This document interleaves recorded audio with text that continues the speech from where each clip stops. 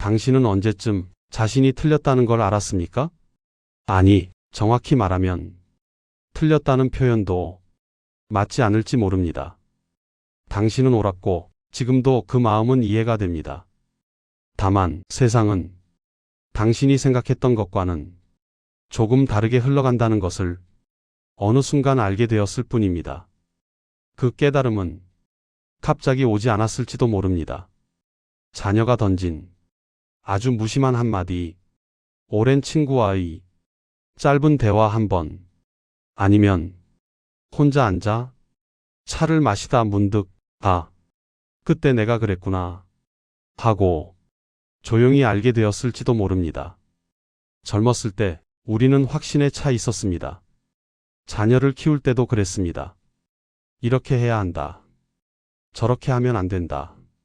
우리는 우리가 옳다고 믿었습니다. 그리고 그 믿음은 흔들리지 않았습니다. 아이가 반항하면 화를 냈습니다. 왜냐하면 우리는 정답을 알고 있다고 생각했으니까요.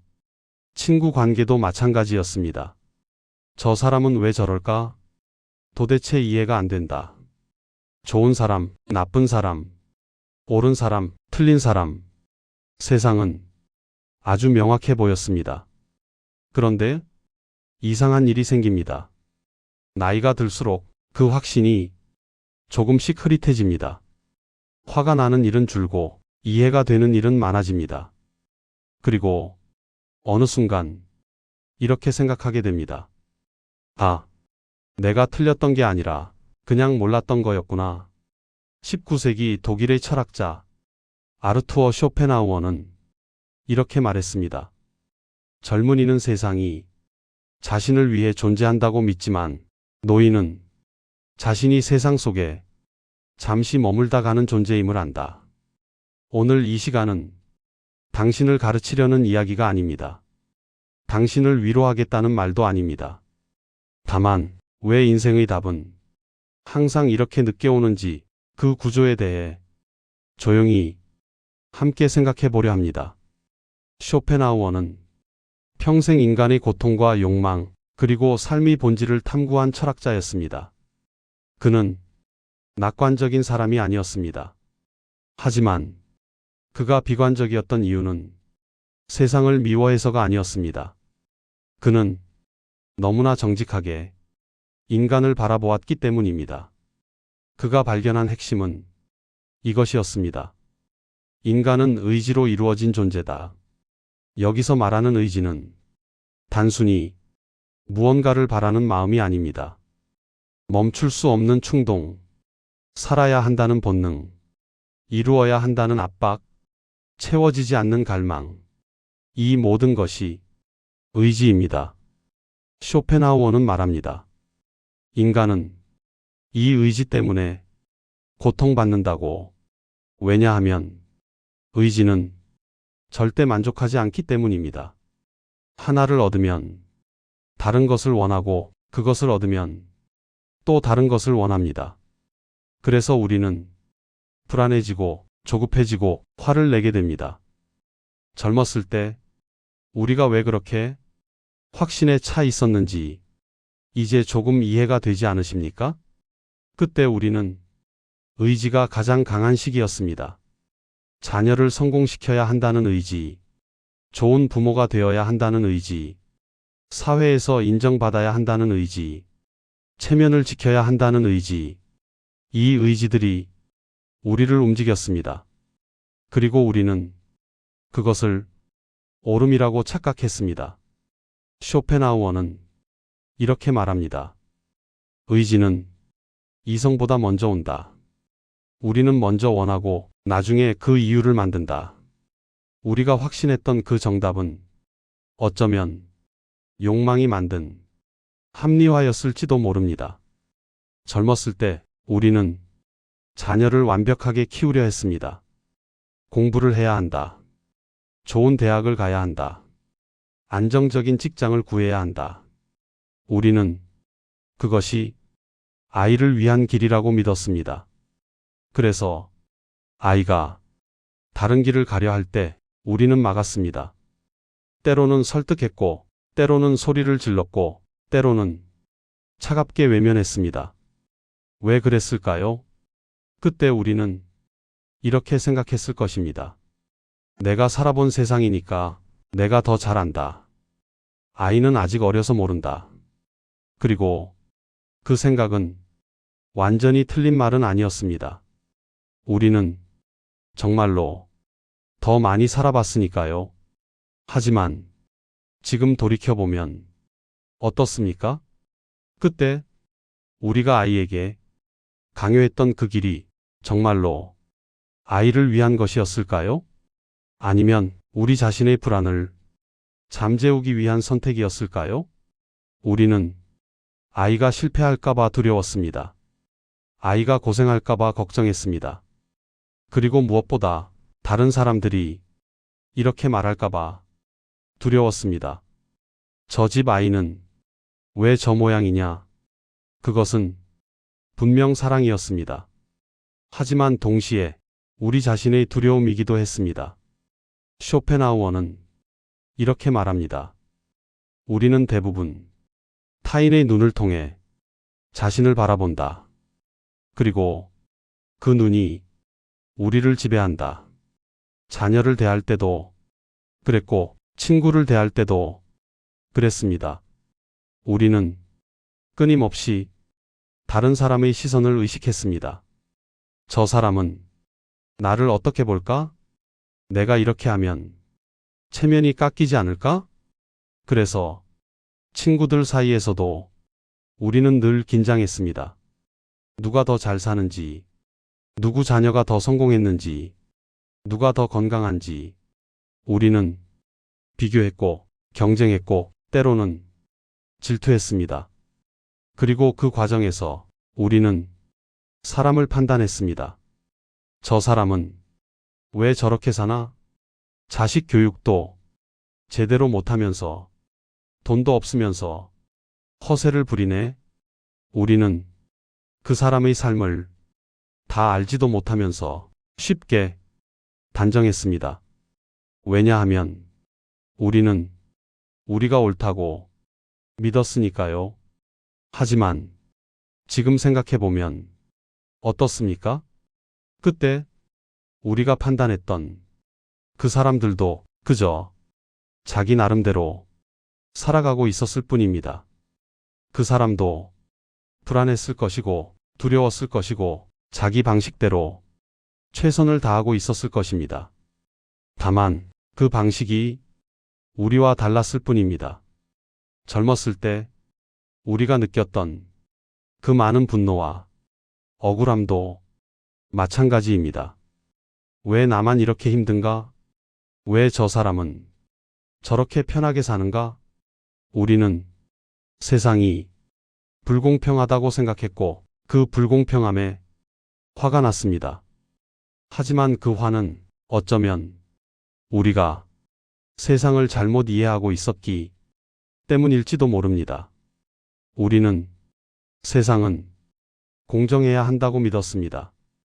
노력하면 보상받아야 하고 잘못하면 벌을 받아야 한다고 생각했습니다. 그런데 세상은 그렇게 돌아가지 않았습니다. 열심히 살아도 인정받지 못하는 사람이 있었고 별로 노력하지 않아도 편하게 사는 사람이 있었습니다. 자녀를 위해 모든 것을 쏟아부어도 아이는 감사하지 않았고 친구에게 잘해줘도 배신당하는 일이 생겼습니다. 그때 우리는 억울했습니다. 내가 뭘 잘못했지? 하지만 이제는 조금은 알 것 같지 않습니까? 우리가 잘못한 게 아니라 세상이 원래 그런 구조였다는 것을요. 언제부터였을까요? 자식이 말을 안 들어도 예전처럼 화가 나지 않게 된 게, 자녀가 우리 말을 듣지 않아도, 친구가 약속을 어겨도, 누군가 우리를 무시하는 것 같아도 이상하게 마음이 덜 아픕니다. 이건 무뎌진 걸까요? 아니면 포기한 걸까요? 쇼펜하우어는 이것을 체념이라 불렀습니다. 하지만 그 체념은 포기가 아니라 세상을 있는 그대로 받아들이는 지혜였습니다. 젊었을 땐 믿었습니다. 부모 말이 옳다. 아이를 바르게 키워야 한다. 하지만 이제는 압니다. 아이에게도 자기 인생이 있다는 것을. 그래서 말하게 됩니다. 내가 하고 싶은 대로 해. 나는 여기 있을게. 이건 무관심이 아닙니다. 통제하지 않는 사랑, 더 깊어진 사랑입니다. 그리고 이상한 일이 생깁니다. 우리가 내려놓자 아이가 먼저 다가옵니다. 엄마, 요즘 어때? 아빠, 주말에 뵐까요?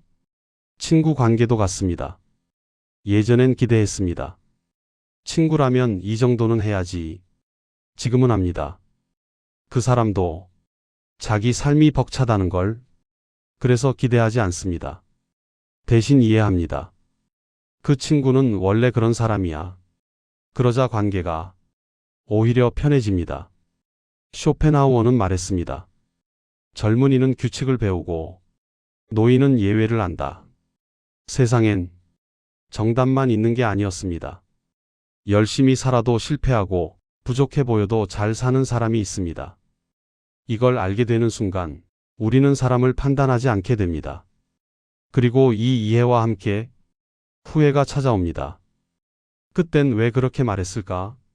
조금만 더 참았더라면. 왜 후회는 늦게 오는 걸까요? 쇼펜하우어는 이렇게 말합니다. 삶은 뒤에서 이해되지만 앞으로 사라진다. 겪어봐야만 알 수 있기 때문입니다. 후회는 실패가 아닙니다. 이해의 증거입니다.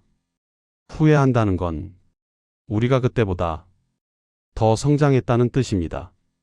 그때의 우리는 우리가 아는 만큼, 우리가 할 수 있는 만큼 최선을 다했습니다. 인생은 원래 그렇게 설계되어 있습니다. 늦게 이해하게 되도록. 그래서 조금 더 너그러워지도록. 왜 인생은 이렇게 설계되어 있을까요? 왜 우리는 젊을 때는 모르고 늙어서야 알게 될까요?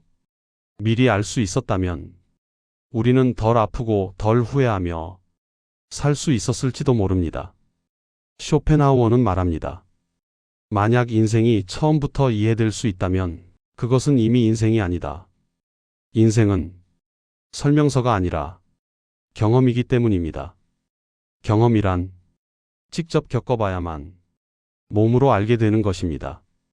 자녀를 키우는 것도 그렇습니다. 아무리 육아책을 읽어도, 아무리 조언을 들어도 막상 내 아이를 키우면 전혀 다릅니다. 내 아이는 책 속의 아이가 아니고 내 인생은 남의 인생과 다르기 때문입니다. 그래서 우리는 부딪히고 실수하고 후회하면서 배웁니다. 그리고 그 배움은 나이가 들어서야 완성됩니다. 왜 그럴까요? 배움에는 시간이 필요하기 때문입니다. 젊었을 때 우리는 항상 조급했습니다. 지금 안 하면 늦는다. 지금 바로 잡지 않으면 끝이다. 하지만 이제는 압니다. 인생은 그렇게 급하지 않다는 것을요. 우리가 그토록 걱정했던 일들 중 많은 것들은 시간 앞에서 그리 큰 문제가 아니었습니다. 공부를 못해도 다른 길을 찾았고 싸웠던 관계도 다시 이어지기도 했습니다. 시간은 이런 것들을 가르쳐 줍니다. 사람은 변한다는 것, 관계는 끊어졌다가도 다시 이어진다는 것, 절망 속에서도 희망은 생긴다는 것. 이건 살아봐야만 알 수 있는 이야기입니다. 그래서 쇼펜하우어는 말합니다. 노년은 인생의 끝이 아니라 인생의 완성이다. 젊었을 때 우리는 인생의 재료를 모았습니다. 경험, 실수, 관계, 후회. 이 모든 것이 재료였습니다. 그리고 지금 우리는 그 재료들로 하나의 그림을 완성하고 있습니다. 그 그림은 완벽하지 않을 수 있습니다. 군데군데 얼룩이 있고 칠이 벗겨진 곳도 있습니다. 하지만 그것이 바로 우리의 인생입니다. 그래서 누군가는 묻습니다.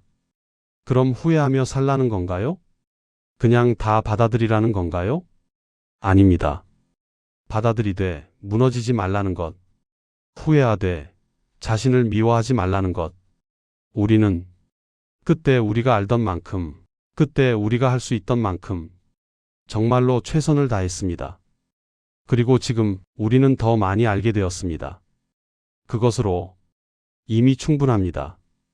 지금의 우리는 많은 것을 내려놓은 상태일지도 모릅니다. 자녀는 자기 인생을 살고 있고, 관계는 조용해졌고, 삶의 속도는 느려졌습니다. 그리고 가끔 이런 생각이 스칩니다. 이렇게 살아도 괜찮은 걸까? 쇼펜하우어는 말합니다. 행복이란 무언가를 얻는 것이 아니라 고통이 없는 상태다. 이제 우리는 증명하지 않아도 됩니다. 좋은 부모임을, 성공했음을, 잘 살았음을 누군가에게 보여주지 않아도 됩니다. 이것은 체념이 아닙니다. 체념은 어차피 안 되라고 말하는 것이고, 내려놓음은 이제는 안 해도 되라고 말하는 것입니다. 우리는 포기한 게 아니라 자유로워진 것입니다. 세상을 바꾸려 애쓰던 시기를 지나 이제 우리는 세상을 이해하는 쪽에 가까워졌습니다. 그리고 그 이해는 패배가 아니라 성숙입니다. 우리는 완벽해져서 내려놓은 것이 아닙니다.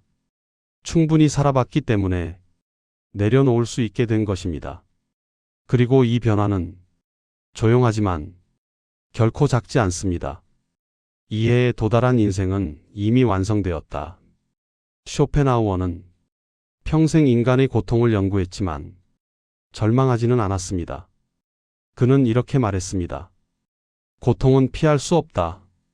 하지만 고통을 이해하면 그것은 조금 더 견딜만해진다. 우리가 지금 느끼는 후회, 그리움, 아쉬움, 이 모든 것은 분명 고통입니다. 하지만 이제 우리는 그 고통을 이해합니다. 왜 그때 그렇게 말할 수밖에 없었는지, 왜 자녀가 그렇게 반응했는지, 왜 친구가 그런 선택을 했는지. 이 이해가 고통을 완전히 없애주지는 않지만 조금은 견딜 수 있게 만들어줍니다. 그리고 여기서 가장 중요한 변화가 생깁니다. 우리는 이제 용서할 수 있게 됩니다. 자녀를 용서할 수 있고, 친구를 용서할 수 있고, 무엇보다 자기 자신을 용서할 수 있게 됩니다. 이 한 문장이 가능해집니다. 그때 나는 최선을 다했어. 더 잘하고 싶었지만 그때 내가 아는 것은 그게 전부였어. 이 문장이 얼마나 많은 짐을 내려놓게 하는지 아십니까?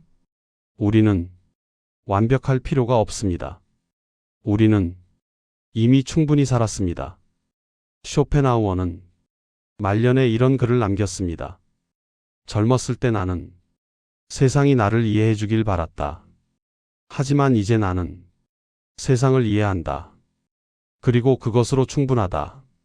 당신도 마찬가지입니다. 당신은 이제 자녀를 이해합니다. 친구를 이해합니다. 세상을 이해합니다. 그리고 이 이해는 젊었을 때 그렇게 원했던 인정보다 훨씬 더 귀한 것입니다. 왜냐하면 인정은 타인이 주는 것이지만 이해는 스스로 얻는 것이기 때문입니다. 당신은 이제 아무것도 증명할 필요가 없습니다. 좋은 부모였다는 것도, 성공했다는 것도, 잘 살았다는 것도 보여줄 필요가 없습니다. 그저 이렇게 살면 됩니다. 아침에 일어나 차 한 잔 마시고 천천히 산책하고 가끔 옛 사진을 보며 미소 짓고 자녀가 전화하면 반갑게 받고 친구가 연락하면 부담 없이 만나고 그렇게 살면 됩니다. 그것은 실패한 인생이 아닙니다. 그것이 바로 완성된 인생입니다. 쇼펜하우어는 이렇게 말하며 사유를 마무리했습니다. 인생의 의미는 무언가를 이루는 것이 아니라 무언가를 이해하는 것이다. 당신은 이미 충분히 이해했습니다. 자녀가 왜 그랬는지, 친구가 왜 그 선택을 했는지, 세상이 왜 이렇게 흘러왔는지, 그리고 무엇보다 당신 자신이 왜 그렇게 살 수밖에 없었는지, 이 이해가 있다면 당신의 인생은 의미가 있습니다. 후회가 있어도, 아쉬움이 남아 있어도, 당신의 인생은 충분히 의미가 있습니다. 왜냐하면 당신은 진심으로 살았기 때문입니다. 이제는 쉬어도 됩니다. 더 이상 무언가를 이루려 애쓰지 않아도 되고 누군가에게 인정받으려 노력하지 않아도 됩니다. 당신은 이미 충분히 했습니다. 당신이 살아온 그 시간들, 그 경험들, 그 후회들까지도 모두 당신의 것입니다. 아무도 그것을 빼앗아갈 수 없습니다. 쇼펜하우어의 말로 이 긴 이야기를 마무리하겠습니다. 우리는 모두 같은 바다를 항해한다. 다만 배가 다를 뿐이다. 어떤 배는 빨리 도착하고 어떤 배는 늦게 도착한다. 하지만 중요한 것은 도착 시간이 아니라 항해 그 자체를 이해하는 것이다. 당신의 항해는 아직 끝나지 않았습니다. 하지만 이제 당신은 항해하는 방법을 알게 되었습니다. 파도를 피하기보다 파도와 함께 흔들리는 법을, 바람을 원망하기보다 바람의 방향을 이해하는 법을, 목적지에 집착하기보다 지금 이 순간의 바다를 바라보는 법을. 당신은 이미 충분히 항해했습니다.